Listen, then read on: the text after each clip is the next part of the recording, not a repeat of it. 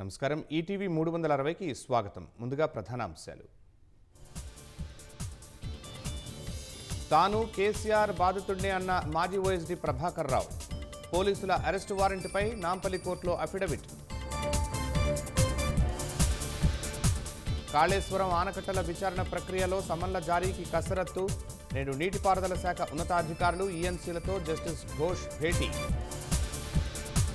మోదీ పాలనలో ప్రజాస్వామ్యం ప్రమాదంలో పడిందన్న రేవంత్. ఇవాళ నర్సాపూర్, ఎల్బీ నగర్లో రాహుల్ జనజాతర సభ. 5 నెలల్లోనే పరిస్థితులు ఎందుకు తారుమారయ్యాయి? ఇచ్చిన ఏ హామీని కాంగ్రెస్ అమలు చేయలేదని కేసీఆర్ విమర్శ. మరో 2 రోజులే గడువుండడంతో జోరుగా ప్రచారాలు. గెలుపే లక్ష్యంగా జనం చెంతకు వెళుతున్న నేతలు, అభ్యర్థులు. కఠిన చర్యలు తీసుకోకుండా పోలీసులను ఆదేశించండి. ఢిల్లీలో నమోదైన ఎఫ్ఐఆర్ కేసులో హైకోర్టులో పీసీసీ పిటిషన్.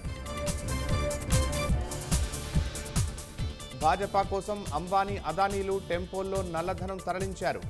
ధైర్యం ఉంటే ఈడీ, సిబిఐను పంపాలని మోదీకి రాహుల్ సవాల్.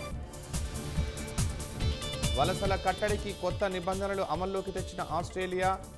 ఉన్నత చదువు కోసం వచ్చేవారి కనీస బ్యాంకు నిల్వ 16 లక్షలకు పెంపు.